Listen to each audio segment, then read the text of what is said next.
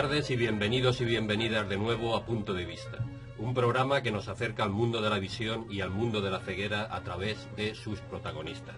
Habrán notado ustedes que no es la voz habitual, hoy no ha podido estar con nosotros Fernando Blázquez, pero estamos aquí en el estudio la doctora Arantxa Alfaro, Antonio Alarcón y el que les habla, Eduardo Fernández.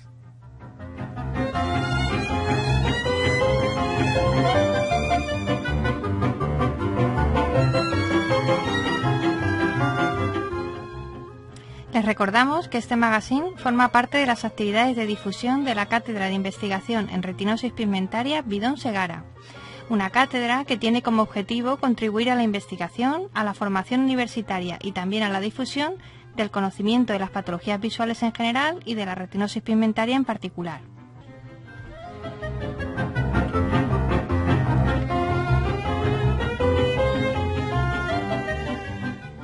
Pueden ponerse en contacto con nosotros a través del correo electrónico en umhradio@umh.es, en el Facebook de Radio UMH o también en Facebook a través de un grupo público que pueden buscar con el nombre de Punto de Vista, Cátedra de Investigación Bidón Segara. Únanse y así se pueden poner en contacto con nosotros a través de esta vía. Un recordatorio más, también tenemos nuestra web, donde pueden escuchar todos los programas ya emitidos hasta ahora y, por supuesto, los nuevos que vayamos haciendo después de su emisión. Tomen nota de la dirección retinosis.umh.es/radio.html.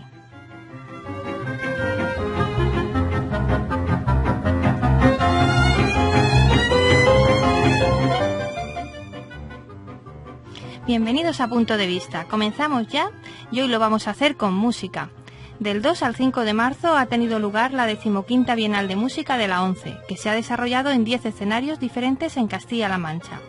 Es una actividad cultural que la ONCE lleva impulsando desde hace más de 30 años y en la que caben todo tipo de géneros musicales: el jazz, la música sefardí, el pop, el rock, la polifonía coral y, por supuesto, la música clásica.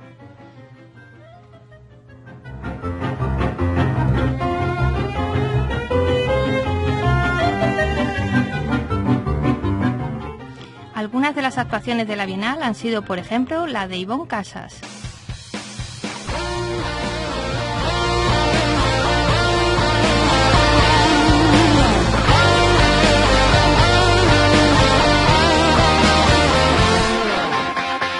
No sé qué te asusta de la oscuridad, será la costumbre a la luz artificial. Si nunca los usas, se van a atrofiar los 4 sentidos que no sueles ejercitar. Cierra los ojos y sumérgete en el mundo desconocido. Poquito a poco ya empiezas a ver, pronto estarás conmigo. Apaga la luz y verás como todo es tan distinto.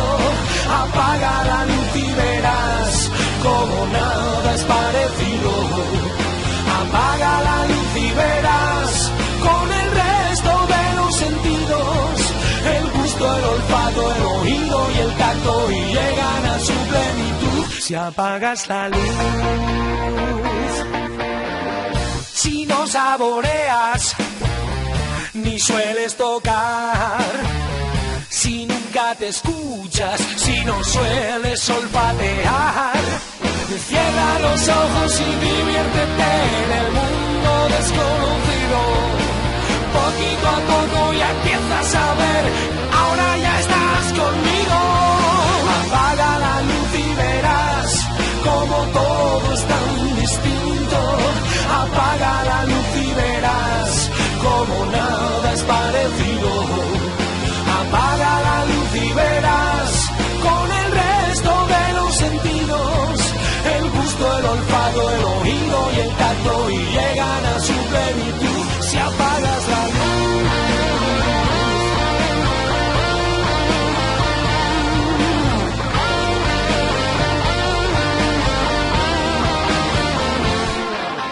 cierra los ojos y sumérgete donde siempre habías querido. Poquito poquito a poco ya empiezas a ver, siempre estarás conmigo. Apaga la luz y verás como nada es tan distinto. Apaga la luz y verás como todo es parecido. Apaga la luz y verás con el resto de los sentidos, el gusto, el olfato, el oído y el tacto llegan a su plenitud. Si apagas la luz,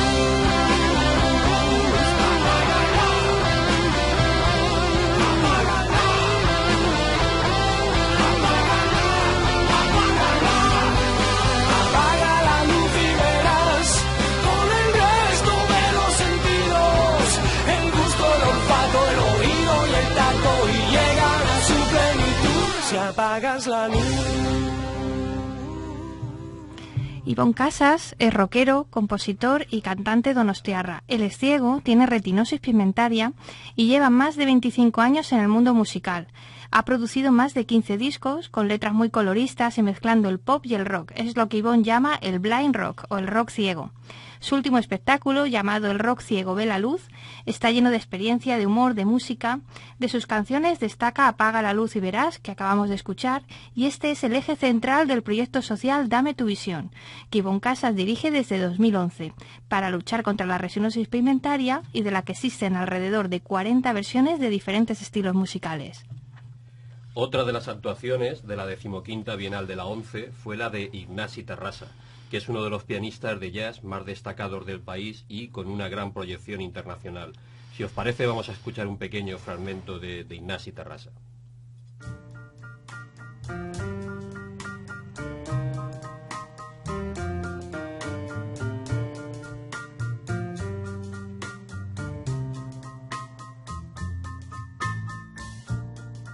Dear, I thought I'd draw a line.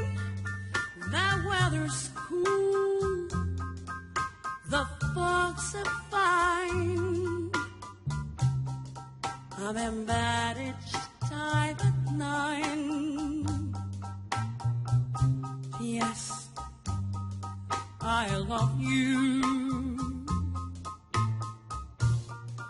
Yesterday we had some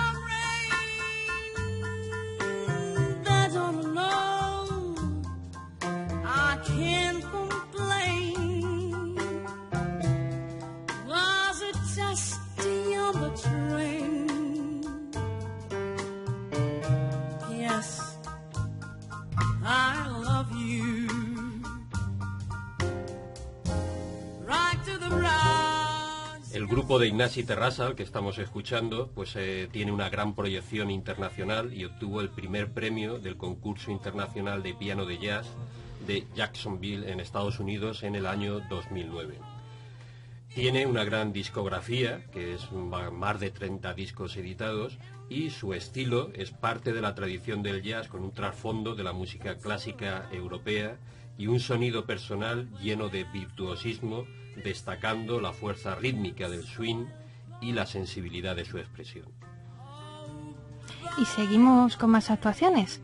La de la Orquesta 5 Siglos, por ejemplo, que se fundó en 1990 y se dedica al estudio y a la difusión de los repertorios instrumentales más desconocidos de la música antigua.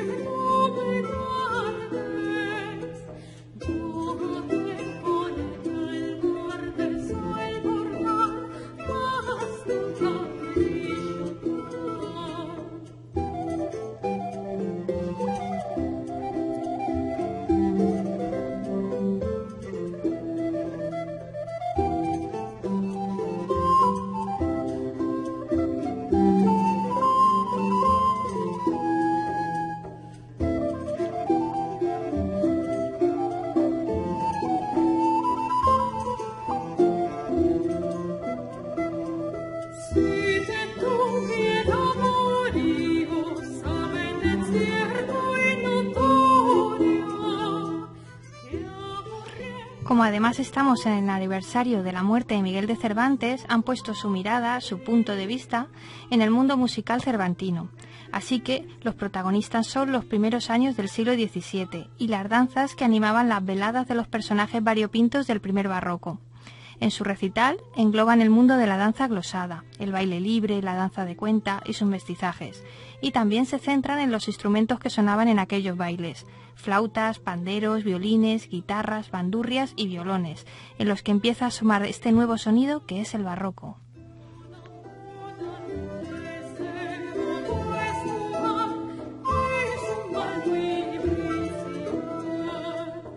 Otras de las voces que también se escucharon fueron la de Mónica Monasterio y la voz y la guitarra de Orazio Lovecchio.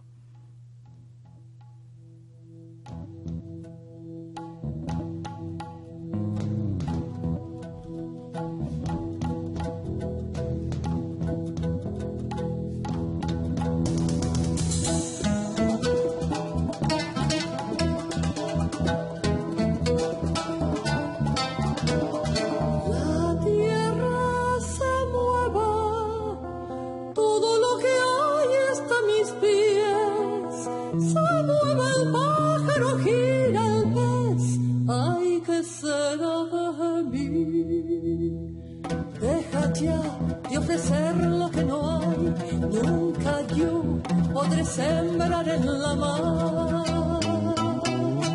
Tú no me das el agua, todo lo que quiero está a tus pies. Me das semillas para sembrar, no sé qué harás de mí. Deja ya de ofrecer lo que no hay.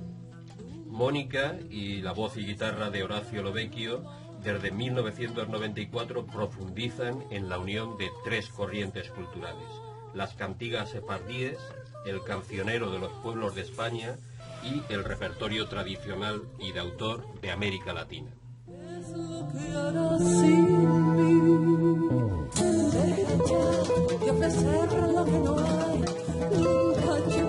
Y vamos a acabar mencionando a la Coral Ciudad de Vigo.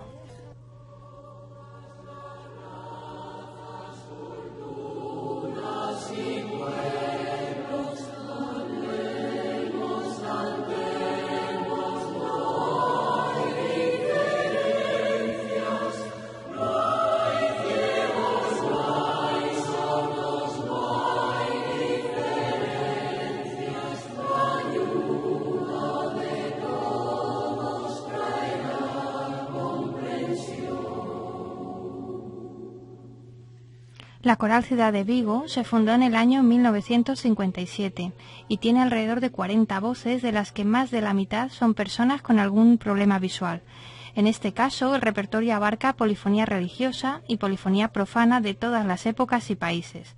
También dedican atención a la música popular de todo el mundo, especialmente a la gallega, y trabajan un repertorio más moderno dentro de la música pop rock.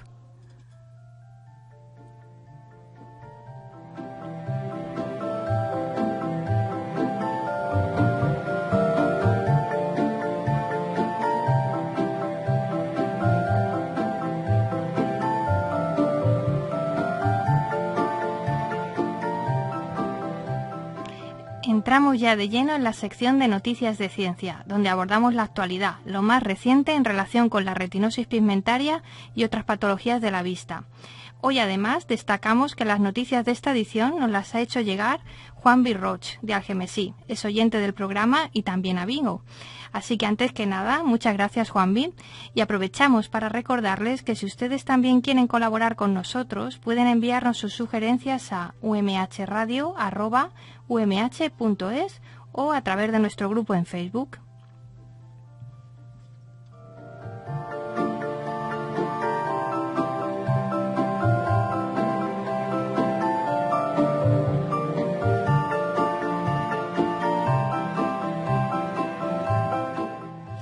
Hoy comenzamos hablando de optogenética y de sus posibles aplicaciones en el tratamiento de la ceguera, en concreto de la retinosis pigmentaria.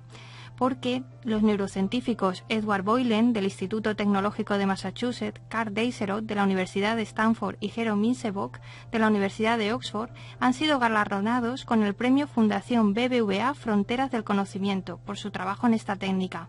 Eduardo, ¿nos explicas un poco más qué es esto de la optogenética?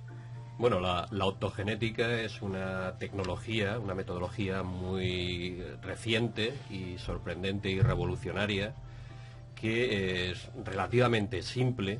Si pensamos cómo vemos cualquier cosa, vemos porque la luz es una radiación electromagnética que está compuesta también por fotones, y cuando llega a la retina influye o tiene relación con unos receptores que hay en los fotorreceptores, que son las células que se encargan de transformar la energía electromagnética en lo que entiende el sistema nervioso, que son corrientes eléctricas. Esta energía interacciona sobre esos receptores que se abren o se cierran, y entonces penetran iones que están cargados con carga eléctrica, puede ser positiva o negativa, y esa carga, esos iones que se mueven, generan una corriente eléctrica.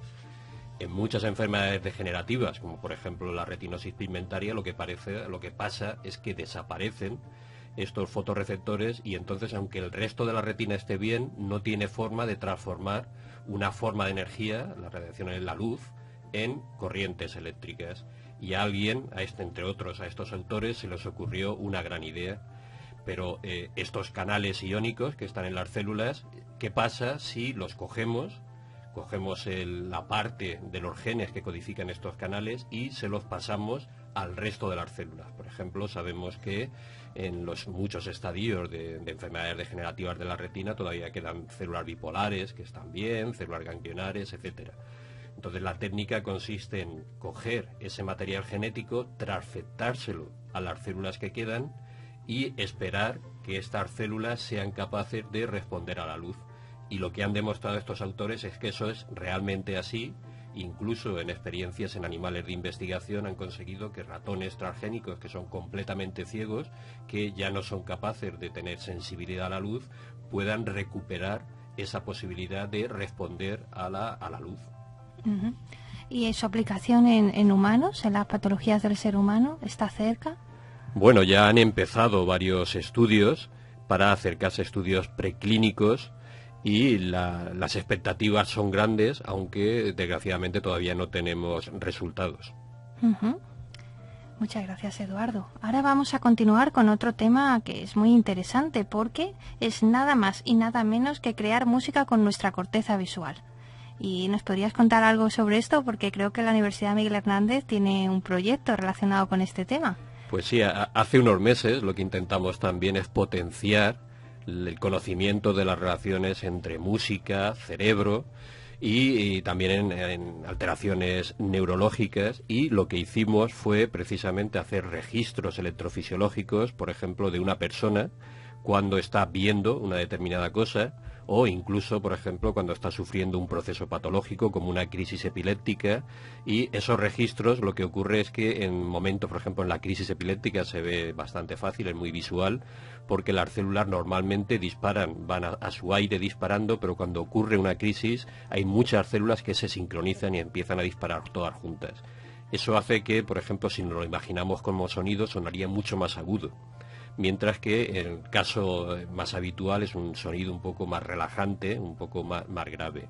Con esos registros reales, tanto de crisis epilépticas como de información visual, contactamos con un profesional, con un músico profesional, con Luis Suria, y él se encargó de transformar esa información real en una partitura musical que, si os parece bien, podemos escuchar un pequeño fragmento, que fue una obra que además se estrenó precisamente aquí en la ciudad de Elche.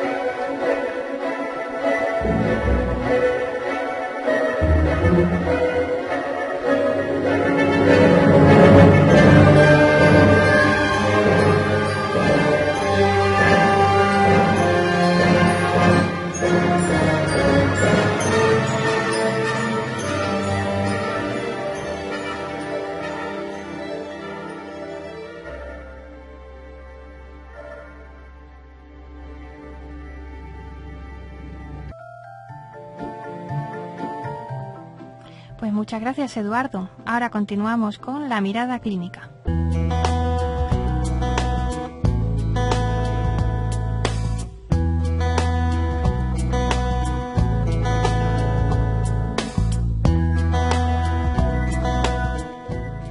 Momento ahora para viajar por ese trayecto que discurre desde la retina al cerebro. Y hoy con un caso clínico verdaderamente particular, el de una mujer que no podría escribir WhatsApps. Arantxa, ¿nos puedes contar un poco más acerca de este caso clínico? Bueno, la verdad que es un caso real, es una paciente de nuestro hospital, del Hospital Vega Baja de Orihuela, y es un caso curioso por la manera en que se manifestó. Ahora estamos con las nuevas tecnologías y a veces nuestros pacientes, pues su clínica está relacionada con estas nuevas tecnologías.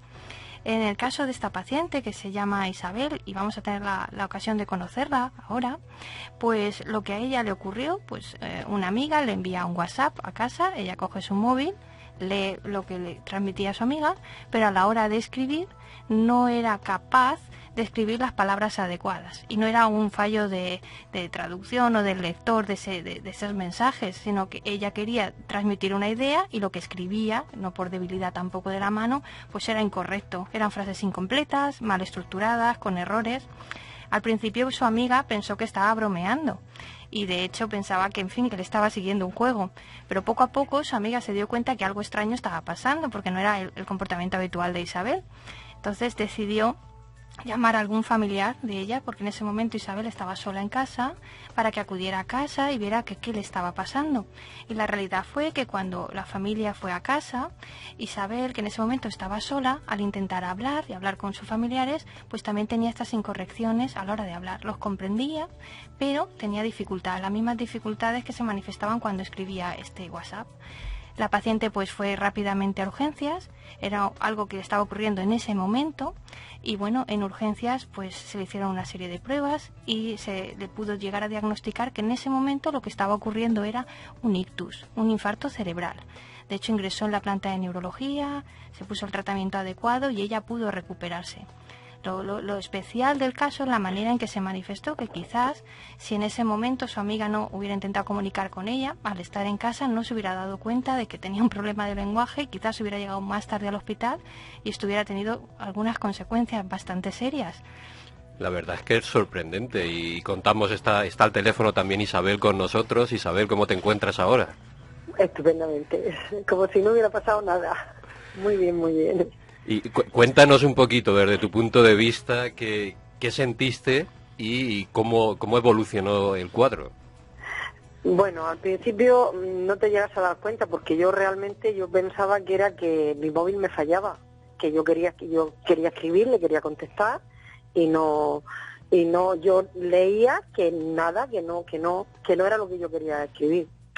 Claro, cuando te das cuenta de lo que te pasa, pues no sé, la verdad es que se pasa mal, ¿no? Porque tú solo piensas que eso se pare ahí, que no llegue a más. Pero luego la verdad es que me fui recuperando muy, muy, muy bien, no sé cómo ni por qué, me recuperé muy, muy, muy bien. Y de hecho yo a la fecha de hoy, como si no hubiese tenido nada, estoy muy bien, muy bien. ¿Pero te dabas cuenta que cometías errores? Sí, perfectamente. Yo era consciente. Al principio no, pero fueron décimas de segundos. Luego enseguida me di cuenta que a mí me estaba pasando algo, porque igual que me fallaba la escritura, yo ya noté como un lado de mi cuerpo no me respondía igual. Como que iba perdiendo fuerza y un poco, no llegó a ser una parálisis general, pero que no me respondía igual. Entonces si te das cuenta eres consciente y la verdad es que se pasa muy mal en esos momentos. Bueno, y Arantxa, ¿y nos puedes contar un poco más cómo se explica desde el punto de vista de la neurología un caso como este, cómo se analiza o cómo se procesa el lenguaje? Pues la verdad lo que Isabel tuvo fue un pequeño infarto, en realidad dos pequeños infartos, uno en una región del cerebro que es la corteza parietal, pero de muy pequeño tamaño, y otro a nivel más profundo, en una zona que es la ínsula, que está en el lóbulo temporal, ¿no? Y es que a veces cuando hablamos del lenguaje en general, tenemos que darnos cuenta que es una función realmente fascinante. Cuando hacemos una conversación sencilla, simplemente una conversación breve, decimos alrededor de 180 palabras al minuto. Y estas palabras se están seleccionando continuamente de nuestra gran biblioteca del cerebro. Hay un diccionario mental que tiene hasta 120.000 palabras. Y de todo esto no nos damos cuenta porque hablamos con normalidad. Nadie está pensando en cada momento la palabra que tiene que decir. Y es extremadamente preciso, de manera que no cometemos errores. Entonces, este rendimiento es perfecto, es impecable, y es gracias a diferentes estructuras que tenemos en el cerebro. Y con el lenguaje escrito pasaría igual. Lo curioso en el caso de Isabel es que fue un lenguaje escrito muy especial, que era pues ese teclear en el WhatsApp, que aunque ella luego desarrolló cierta debilidad, en aquel momento que llegó el mensaje, ella escribía con normalidad, podía usar el teclado. Entonces, hemos querido traer aquí este tipo de ictus que tuvo Isabel porque implica un largo viaje en el cerebro. Y ese viaje implica, por una parte, nuestra corteza visual. Isabel leyó el mensaje de su amiga y quería contestarle. La información llega a través de nuestros ojos y llega hasta la parte más posterior del cerebro, que es la corteza visual. Y de ahí viaja a una zona que es, digamos, mágica. Para todos los neurólogos eso es una zona, y para nuestro cerebro, que es una encrucijada, que se llama el giro angular. Y ahí llega información visual, auditiva y de nuestro tacto. Es ahí donde ella tuvo ese pequeño problema. Si no lo hubiera tenido, ahí esta información hubiera ido a otra área que se llama lóbulo temporal. Hay una zona que se llama de Wernicke, donde una persona comprende las palabras que le llegan. Gracias a que el infartito que tuvo Isabel era muy pequeño, ella sí que era capaz de comprender el mensaje que le transmitía su amiga y pudo seguir viajando en ese intento de contestarle la información, ¿no? Esta información viajó por otra zona que se llama fascículo arcuato y llegó a un área del cerebro que es el área de Broca, donde se produce el lenguaje. Entonces, al final, hay que dar una orden que es la de escribir, ¿no? Y lo que Isabel tenía era una agrafia, es decir, había perdido la capacidad de formular el lenguaje escrito. Pero eso quiere decir, por ejemplo, que si no hubiera intentado escribir, ¿no se hubiera dado cuenta de que tenía un problema? Seguramente no se hubiera dado cuenta. Hubiera seguido su cerebro trabajando con absoluta normalidad, y al estar sola en casa y no haber hecho ninguna interacción con nadie en casa, pues probablemente hasta pasadas unas horas no hubiera notado absolutamente nada. O sea que es algo una acción muy específica del cerebro la que se dañó, y de no haber ella intentado escribir no lo hubiera apreciado. O sea que ahora tenemos que incluir entre las utilidades del WhatsApp el diagnóstico neurológico.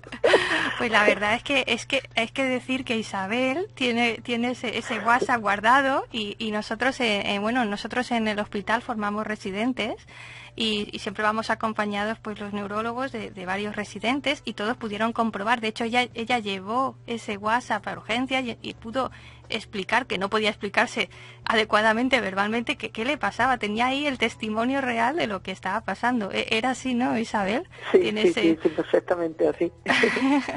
Lo ha explicado perfectamente. Fue una cosa muy pequeña, pero fue muy evidente. Claro, porque al final muchas veces es muy difícil para los pacientes explicar qué es lo que les pasa, pero en este caso, como nos contáis, realmente lo pudisteis enseñar. Había una prueba objetiva. Sí, estaba ahí y su amiga la verdad estuvo también muy rápido. Sí, mi amiga me decía, pero es que ¿por qué me hablas en ruso? Al principio me decía, pero ¿por qué me hablas en ruso? Claro, y yo intentaba explicarle que no, que no podía, pero yo para mí que yo estaba escribiendo bien, hasta que me di cuenta que no coordinaba nada. Isabel, es curioso porque nosotros en el lenguaje oral, cuando un paciente hace a veces uso de palabras incorrectas, hablamos de que usa parafasias. Por ejemplo, una misma palabra incorpora varias otras sílabas, ¿no? Lapicero, pues latipero. O una palabra nueva, en fin. Y ella ese mismo lenguaje lo veíamos en el WhatsApp que estaba contestando. O sea, que se expresaba exactamente igual. Sí. ¿Verdad que sí? Sí. Y Isabel, ¿y tú has aprendido algo de esta experiencia? Bueno, aprender.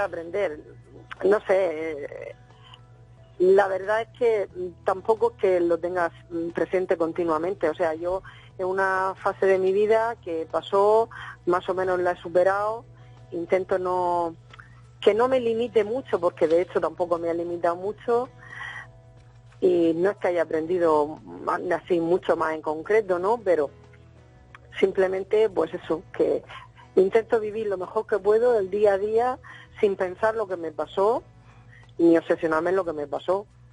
Y ya está, es lo único que puedo decir, es lo único que...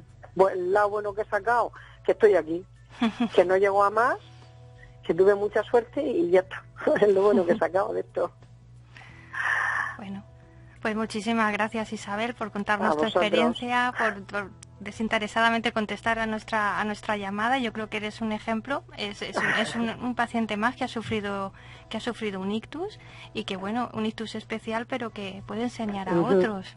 Pues sí. Muchas gracias, Isabel. Y vosotros. la verdad es increíble que las utilidades de las nuevas tecnologías, que muchas veces son desconocidas y pueden servir incluso para casos, para este. Muchas gracias. A vosotros. Isabel. Adiós.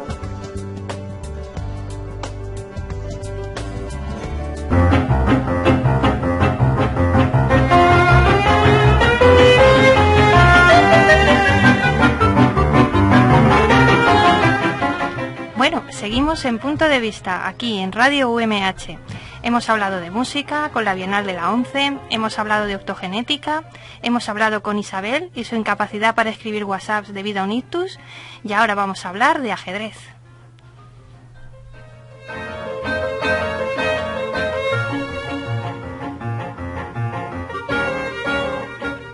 Y vamos a hablar de ajedrez y de ceguera, porque a finales de febrero, en la localidad madrileña del Escorial, el ajedrecista ruso Valery Salov impartió unas clases magistrales para ajedrecistas ciegos. Esto a nosotros nos da pie para hablar de la enseñanza del ajedrez en personas ciegas. El ajedrez es un deporte con una larga tradición en personas con problemas visuales, porque puede practicarse de una forma totalmente integrada en competiciones con personas videntes. Además, es una disciplina increíble en lo que al cerebro se refiere, porque incluye acciones que requieren atención, planificación de tareas, de estrategia, el uso de la memoria visual, la imaginería visual. Vaya, es un deporte de lo más completo. Y para hablar de todo esto, hoy vamos a hacer una especie de mesa redonda ajedrecística. Tenemos con nosotros hoy aquí, en el estudio, a Luis María Campos, que es ajedrecista y entrenador del equipo de la ONCE de Alicante. Buenas tardes, Luis María. Buenas tardes. Y en el teléfono también tenemos a José Ángel Bolea, que también es ajedrecista y además es matemático y profesor de la Universidad Carlos III de Madrid y un buen amigo. También es presidente de la Asociación de Ajedrez Educativo, etcétera, etcétera. José Ángel, ¿estás ahí con nosotros?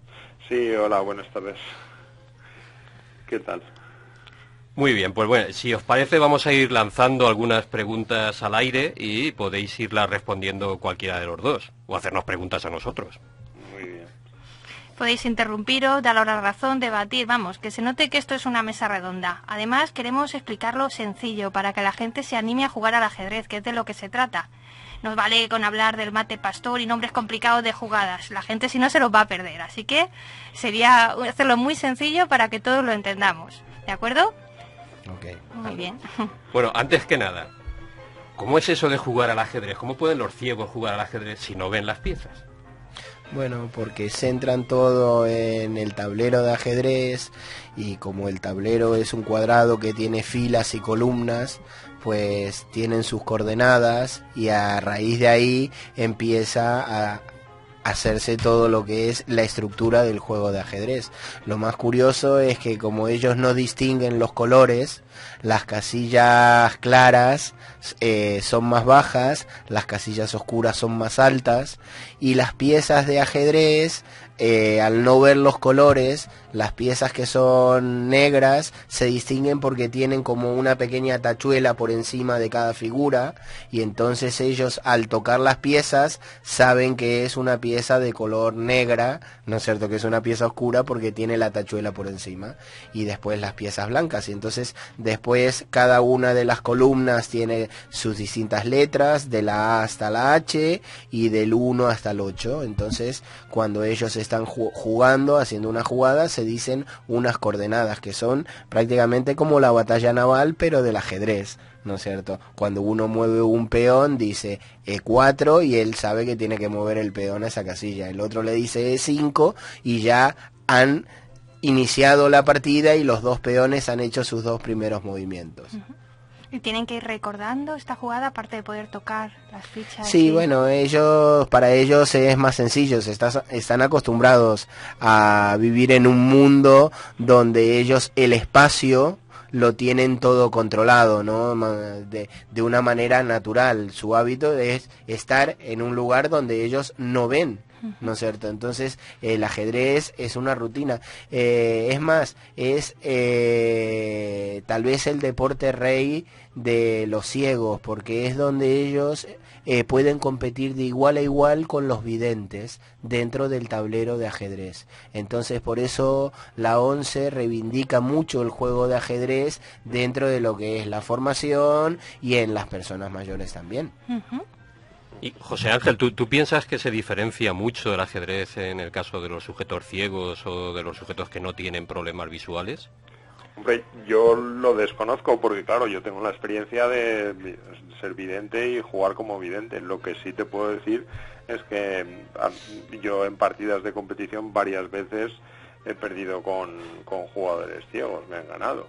Es decir, yo creo que son procesos de pensamiento y, como muy bien ha explicado Luis María, ellos realizan el pensamiento a través del tacto. Supongo que dentro de su cerebro tienen la posición y su manera de recordar o su manera de pensar es a través del tacto, identificando las piezas e identificando las casillas.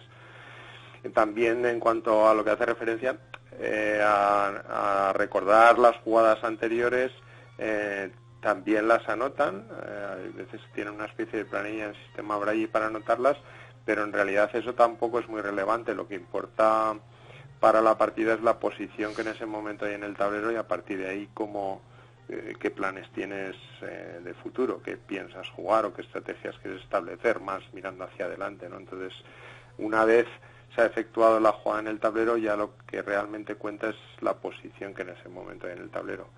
Así que yo creo que supongo que sí que los procesos de pensamiento internos serán algo distintos, pero no hay mucha diferencia en lo que en las conclusiones. O sea, luego en el nivel de juego, pues sí que es de igual a igual entre videntes y no videntes. Sí, bueno, una de las cuestiones es, por ejemplo, las personas normales, videntes, estamos observando una posición. Ellos no observan una posición, pero en su tiempo de reflexión, sus ojos son las manos. Entonces ellos van tocando las piezas y de esa manera van recordando la posición que están jugando. Nosotros lo que es natural es mirar, y ellos con las mismas manos van recordando una posición del tablero. Aunque la partida está avanzada en la jugada 10, en la jugada 20, ellos van manipulando la posición, van tocando y se acuerdan. Pero solo en el tiempo de ellos, porque cuando está jugando el otro, tienen que dejar el espacio para que el otro pueda ver las piezas, ¿no? Pero una de las cosas que a mí, después de tantos años de entrenar a los ciegos, es que ellos también juegan mucho de memoria, ¿no es cierto? Que ni siquiera a veces tocan el tablero. Ellos van recordando toda la partida, aunque haya pasado una hora y media, ellos van recordando todo el juego. Pero a veces el exceso de confianza hace que las piezas de ajedrez tienen distintos movimientos, ¿no? Por ejemplo, la torre mueve por la horizontal y la vertical. Bueno, la pieza que más les cuesta recordar son los alfiles cuando están lejos, porque mueven en diagonal, entonces no pueden controlar todas las diagonales. Entonces a veces se les escapa algún movimiento de esos, ¿no es cierto? Pero como ellos creen tanto en su memoria, a veces su exceso de confianza y no ir recordando con sus ojos, con las manos, hace de que cometan errores en las partidas. No sé, pero yo tengo un alumno que él ahora prácticamente es ciego, que no ve, pero él tenía resto de vista, y entonces, como él sigue teniendo las mismas percepciones de un vidente, no quiere ni siquiera utilizar el tablero adaptado y juega de memoria. No sé, entonces a mí me parece gente superior, ¿no es cierto? De que ellos intentan de estar de igual a igual hasta cuando están compitiendo. Es increíble, ¿no es cierto? Y lo llevan todo de memoria. A mí me parece sorprendente y a veces me pregunto, ¿cómo se enseña a jugar al ajedrez a un niño o a una niña ciega que nunca han visto ni siquiera un tablero? ¿Tú, en tu experiencia, lo encuentras similar a niños que no tienen problemas visuales? O Bueno, es diferente porque primero hay que enseñarles a situarse dentro del tablero, ¿no? Entonces hay que hacerles diferentes juegos para que ellos aprendan a reconocer lo que son las filas, las columnas, las diagonales, lo que es el centro, lo que es el flanco donde está el rey, el flanco donde está la dama. Se les hace diferentes entrenamientos para que ellos empiecen a comprender lo que es el juego, ¿no? Entonces, de esa manera empiezan a entrar dentro del mundo del ajedrez, ¿no? Después empiezan lo que es el jaque al rey, la amenaza, el jaque mate, las cosas básicas, hasta que empiezan a hacer partidas amistosas. ¿Y a qué edades sueles empezar? Bueno, precisamente ahora el CRE, que es el Colegio de Recursos Educativos de la ONCE, está haciendo unos talleres para todos los chicos que estén en educación integrada con deficiencia visual, para que aprendan a jugar ellos con sus padres, ¿no? Entonces el curso no solo es para los niños, sino que también es para los padres. Se les enseña juntos para que los padres puedan jugar con sus hijos y aprender el mundo del ajedrez. Y como formador en pacientes con problemas visuales, ¿has trabajado también con algún otro tipo de pacientes o personas con enfermedades de otro tipo, por ejemplo? Pues la otra vez, dentro del grupo había un niño con síndrome de Down. ¿Y cuál ha sido tu experiencia? Yo, la verdad es que muy reconfortante, ¿no? A mí es una de las cosas que más me motiva, ¿no? Cuando tú estás enseñando y ves de que el otro está entendiendo y lo lleva adelante. Yo, dentro del tablero de ajedrez, lo que primero se me ocurrió de enseñarle es que hay una amenaza, que tiene que haber un ataque, que tiene que haber una defensa, y entonces con los mismos peones en las filas y columnas le enseñé a jugar al 4 en raya. Y entonces él iba disfrutando cuando veía de que iba a llegar a su objetivo, y no le gustaba cuando le tocaba defenderse y le iban a ganar. Sí, entonces, porque no lo entendía, él entendía que podía ganar, pero al final de la clase ha salido muy contento y ha vuelto a la segunda clase. Entonces ya está aprendiendo a jugar con los peones, ¿no? Y entonces sí, hay cosas que reconfortan mucho, ¿no? Cuando tenés niños que los ves que van progresando a pesar de tener dificultades, ¿no es cierto? Y entonces yo creo que los que estamos en la enseñanza son las cosas que, por ejemplo, a mí más me estimulan, ¿no?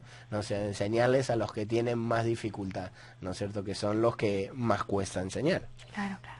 Y hablando de la enseñanza, José Ángel, tú que tienes bastante experiencia en estas cosas, ¿en qué ámbitos crees que se puede aplicar el ajedrez como herramienta educativa?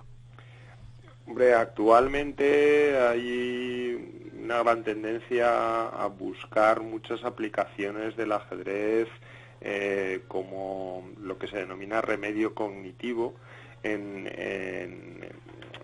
algunas disfunciones que se puedan presentar en bastantes chicos. Pues por ejemplo, hay experiencias de práctica del ajedrez con alumnos con TDAH, con trastorno por déficit de atención e hiperactividad, o hay también experiencias de intentar utilizar el ajedrez como método para prevenir el Alzheimer. Entonces, actualmente son distintas las aplicaciones que se están buscando del ajedrez como, dijéramos, herramienta terapéutica o adaptaciones sociales. En el fondo, muchas veces se habla de que el ajedrez es el deporte del cerebro. Entonces, igual que para el cuerpo, pues hacer actividad física pues es beneficioso, pues es posible que para algunas cuestiones relacionadas con el cerebro, pues también sea buena la práctica del ajedrez. Lo que pasa es que ahí todavía hace falta hacer más estudios para poder sacar conclusiones fiables, ¿no? Pero en principio sí que parece que puede tener bastantes aplicaciones. Siempre hay que tener un punto de partida, que es que la persona, el niño, la niña o el adulto le tiene que gustar. Es decir, cuando se pretende utilizarlo y la persona a la que va dirigido pues no empieza a aprender y no le gusta, pues evidentemente no se consigue nada, ¿no? Entonces un punto de partida es que alguien que se integre, que empiece a aprender, pues que le guste, ¿no? En ocasiones también que le guste depende de cómo se le enseña. Ahí tenéis a un experto, y Luis María lo que sí que caracteriza es cómo disfrutan sus alumnos cuando empiezan a aprender, por cómo él les enseña, el entusiasmo que pone. Aparte de ser un gran jugador de ajedrez, no sabría yo decir si yo creo que es aún mejor maestro de ajedrez, mejor docente, o sea, enseñante de ajedrez. Y yo creo que eso se nota a la hora de cualquier utilidad educativa del ajedrez. Tiene que partir de que al sujeto le guste, ¿no? Sí, no, y ahora precisamente cuando veníamos aquí al estudio en la universidad, nos comentaba Luis María que es una pena un poco que no se contemple más este deporte en el ámbito universitario. No sé qué tal por Madrid, pero por aquí, por lo menos en las universidades que tenemos cercanas, no es de los deportes probablemente que más se prodiguen. Y no sé un poco qué pensáis vosotros dos, qué es lo que habría que hacer o qué podríamos hacer desde el ámbito universitario. Bueno, a mí siempre me ha llamado la atención, ¿no? Llevo muchos años acá en la provincia de Alicante y entonces, por lo que yo he observado, se dedican a lo que es técnico, a el gran alumnado que hay, los que saben jugar, que jueguen las ligas internas y que vayan al campeonato autonómico, pero no se dedican a que tengan un entrenador, un maestro que los prepare para intentar de ganar el campeonato autonómico e ir al campeonato nacional con mejores posibilidades, ¿no?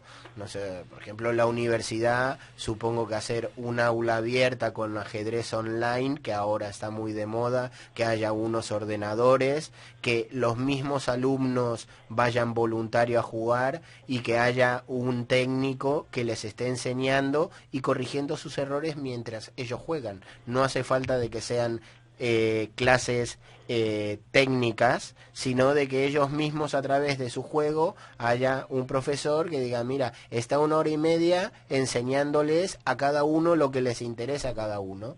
Uno juega una apertura y el otro les va corrigiendo sus defectos, ¿no? Y esa es una manera muy lúdica de enseñar. Me parece personalmente una gran iniciativa, la lanzamos desde aquí, desde la radio universitaria, y a ver si hay suerte y alguien toma nota. Claro, ¿no es cierto? Ahí están los técnicos, ¿no es cierto? Que tendrían que también ellos aprender un poquito al ajedrez para valorarlo un poco más. Y yo creo que en general también tiene algo que ver un poquito por un lado, el déficit de deporte universitario, ¿no? No sé hasta qué punto en general otros deportes sí que se practican más en la universidad, o creo que también falta un cierto conocimiento o observar el ajedrez como deporte, o identificarlo como deporte, que muchas veces hay muchas personas que cuestionan el carácter del ajedrez como deporte y entonces no tienden a incorporarlo en las prácticas deportivas. Yo creo que la formación universitaria, aparte de las asignaturas que en los distintos grados o licenciaturas a grados o másters o etcétera, aparte de las asignaturas que se pueden aprender, creo que gran parte de la formación universitaria se consigue, dijéramos, en el entorno, en el alrededor, es decir, lo que uno aprende porque participa en una asociación de estudiantes universitarios, por las inquietudes que tiene un compañero que está estudiando lo mismo que él, por ciertas actividades culturales a las que aprende. Esa formación complementaria que va más allá de lo que son simplemente las asignaturas, que conlleva luego muchas veces un afán por investigar, debería ser un poquito más, debería estar un poquito más apoyada, y entre ellas entraría pues el deporte y en concreto pues el ajedrez en una asociación deportiva o de gente interesada por el ajedrez, estudiantes universitarios interesados por el ajedrez, a los que se pudiera atender a sus demandas. Evidentemente de la manera que ha comentado Luis María sería ideal.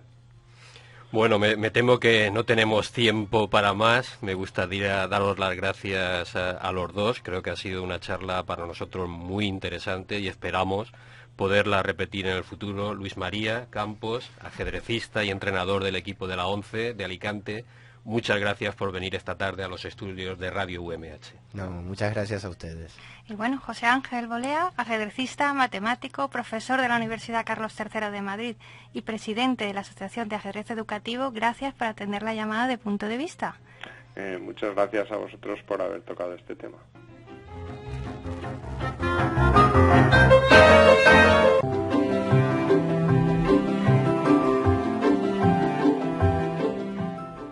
Y nos vamos ya a las peticiones del oyente.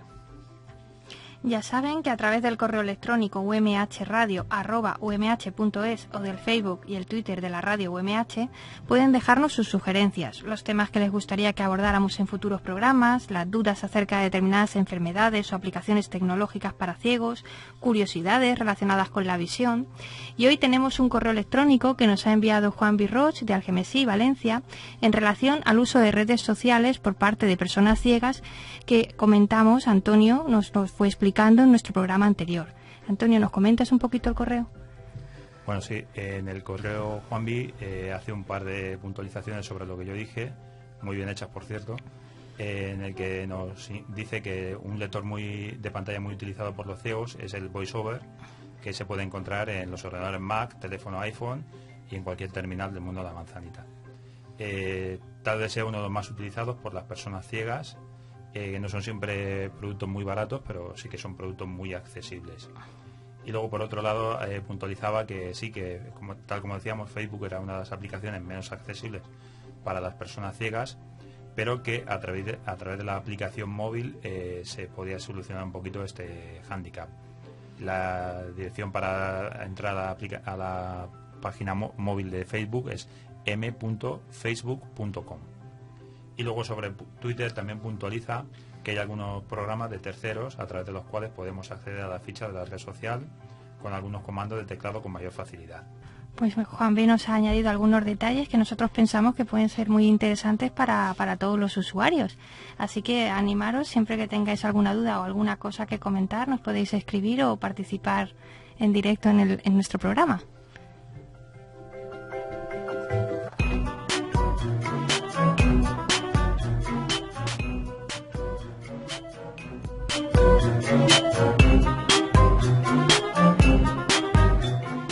Y para concluir, nuestro juego del mes, el periscopio.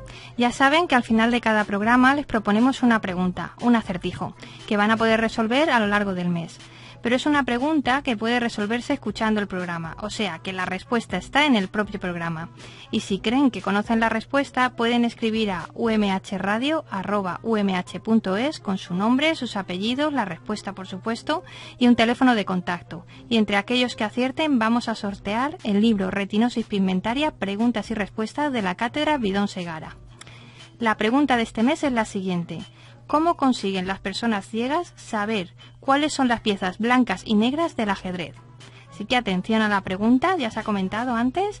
¿Cómo consiguen las personas ciegas saber cuáles son las piezas blancas y negras del ajedrez? Si lo saben, que seguro que lo saben, envíennos un correo a umhradio@umh.es con su nombre, sus apellidos, la respuesta y un teléfono de contacto.